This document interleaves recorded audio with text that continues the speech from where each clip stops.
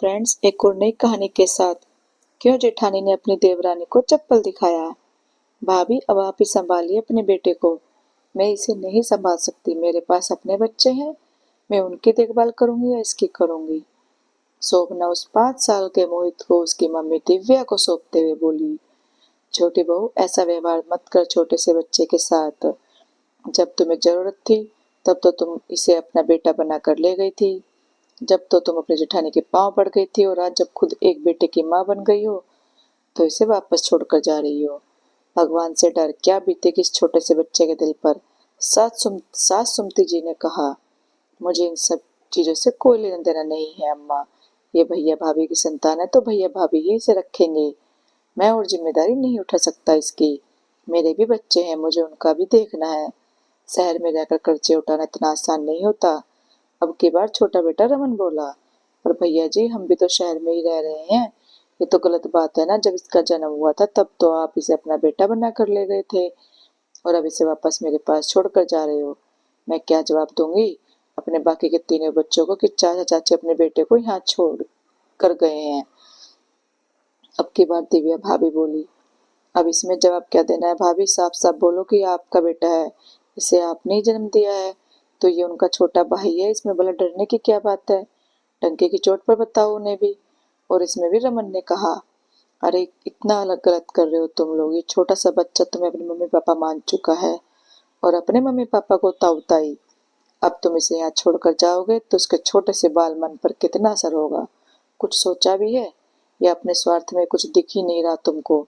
सुमति जी ने डांटते हुए कहा, अम्मा, अब तुम चाहे कितना भी चीखो चिल्लाओ, मेरी क्षमता नहीं है कि मैं इसे पालूं। जब इसके माँ बाप है तो भला मुझे क्या लेने देना? हमने कोई इसके जिंदगी भर का ठेका ले रखा है क्या? मेरी भी ठीक ठाक नौकरी ही है। अपने बच्चों खुद को संभालो, अब हमारा भी परिवार है। रमन बेशर्मी पर उतारू हो गया।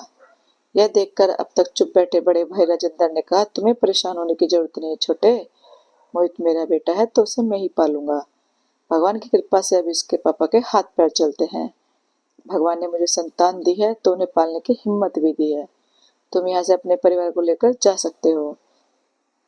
आखिर जब राजेंद्र ने कह दिया तो रामन अपनी पत्नी और दोनों बच्चों के साथ अपने घर रवाना होने लगा।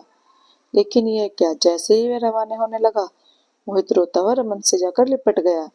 पापा, मैं भी आपके साथ जाऊंगा, मुझे छोड़कर मत जाओ। लेकिन रमन तो इतना कठोर दिल निकला कि उस छोटे से मोहित को एक तरफ धकेल कर अपने 2 साल की बेटी को गोद में लेकर वहां से बाहर रवाना हो गया।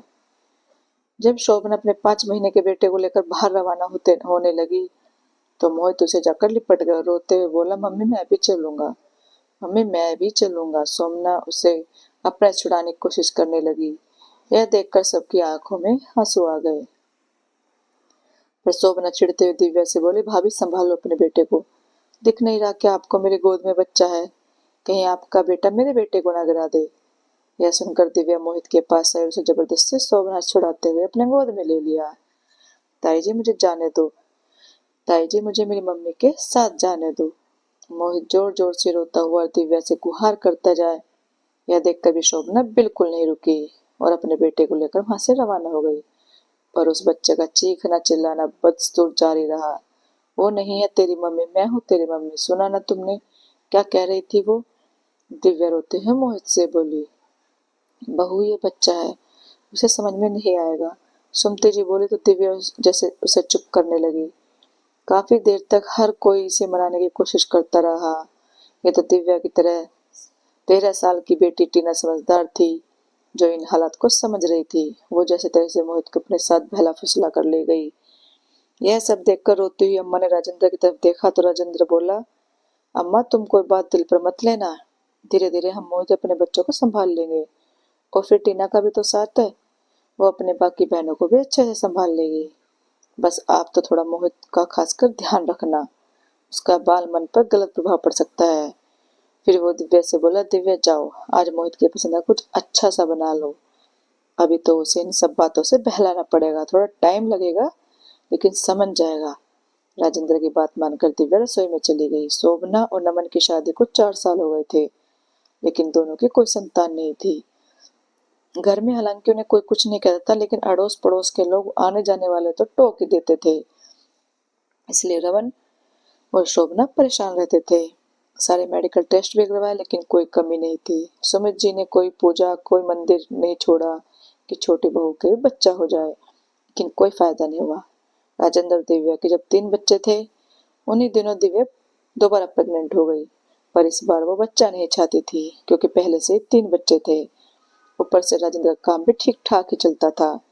इतनी महंगाई के दौर में बच्चों को दुनिया में लाना आसान नहीं है, लेकिन पालना बहुत मुश्किल। उसने ठान लिया कि वह अबॉर्शन करा लेगी। इस बारे में उसने सुमित जी से कहा तो सुमित जी भी राजी हो गई। लेकिन जब शोभना और नमन को पता चला तो दोनों दिव्या के पैरों में पड़ गए। भाभी, आप अबॉर्शन मत करवाओ, ये बच्चा हमें दे दो। क्या पता भगवान ने आपके जरिए हमें हमारा बच्चा देने की ठानी हो। कम से कम आपके इस बच्चे के जरिए हम भी माता पिता कहलाएंगे। यह सुनकर सुमति जी भी उनकी हाँ में हाँ मिलाने लगी। लेकिन दिव्या को समझ में नहीं आया कि वो क्या करे।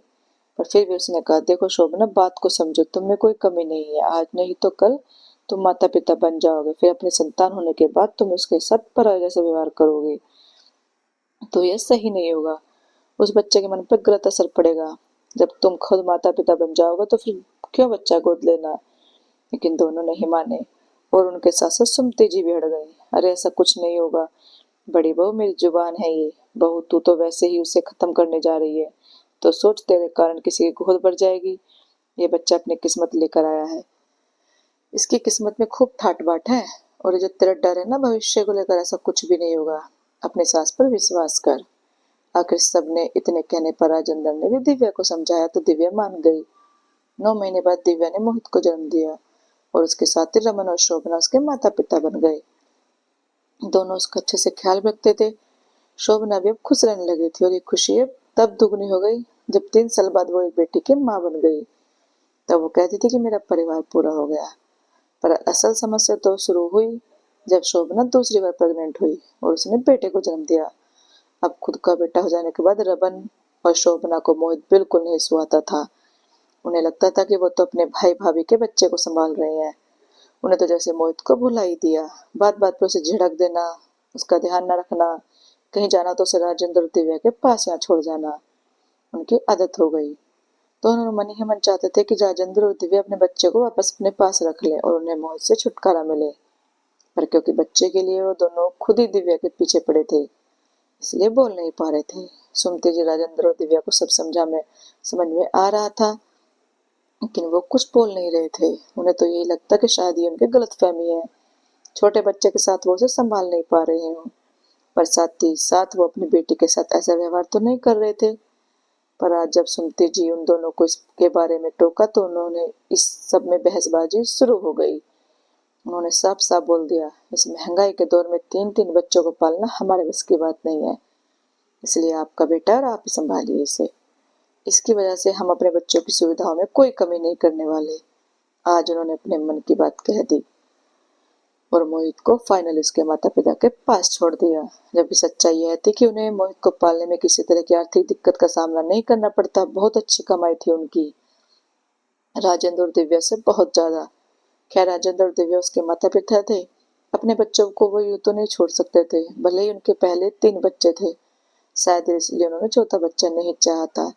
लेकिन अब मोहित सही सलामत उनके पास था तो उसकी परवरिश करना उनकी जिम्मेदारी थी, क्योंकि आखिर वह उन्हीं की औलाद था। शुरू शुरू में तो मोहित और परिवार वालों को काफी परेशानी हुई। छोटे से बच्चे का मन ये मानने को तैयार ही नहीं था कि जिनके साथ वह शुरू से रहा वो उसके माता पिता नहीं बल्कि चाचा चाची थे।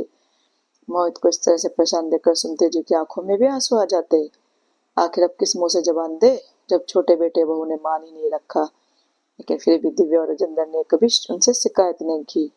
आखिर कुछ दिन बाद या यूं कहें कि कुछ महीने लगे, लेकिन मोहित धीरे धीरे संभल गया और राजेंद्र और दिव्या उसके माता पिता हैं, इस सच्चाई को उसने मान लिया।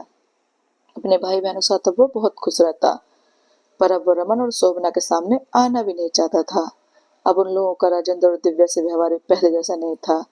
लेकिन समय का चक्कर देखो, कुछ दिन तक तो राजेंद्र और दिव्या को आर्थिक दिक्कतों का सामना करना पड़ा, लेकिन कुछ महीनों में राजेंद्र का व्यवसाय काफी अच्छा चल निकला। राजेंद्र दिन दुगनी रात चौगुनी तरक्की कर रहा था और उसे पैसों की अब कहीं से भी कोई दिक्कत नहीं थी। सारे बच्चे शहर में बड़े स्कूल में पढ़ रहे थे, घर में नौकर चाकर काम कर रहे थे। उधर रमन का व्यवसाय लगातार घाटे में जा रहा था। दो ही बच्चे होने के बावजूद उनकी परवरिश करना भी उसे मुश्किल लग रहा था। जब से मोहित उनकी जिंदगी में आया था, नमन ने अपने व्यवसाय में बहुत तरक्की की थी, लेकिन मोहित को जब से उन लोगों ने त्यागा था, उनका व्यवसाय डूबता जा रहा था और राजेंद्र ऊपर उठता जा रहा था। अब कभी रमन और शोभना सुमित जी से मिलते तो सुमित जी डंके की चोट पर उनसे कहती है, तुम अपने दिल पर बोझ मत लो बेटा, मैंने कहा था ना कि बच्चा अपनी किस्मत लेकर आया है। इसकी किस्मत में ठाट बाट लिखे हैं, इसलिए जहां भी रहता है वह खुद ठाट बाट हो जाता है वहां पर, क्योंकि यह इसकी किस्मत में लिखा हुआ है। और बहुत अच्छा हुआ कि लौट कर अपने माता पिता के पास आ गया, और इसके आते ही इसके पिता का व्यवसाय चल निकला। वाकई कुछ लोग किस्मत लिख कर आते हैं।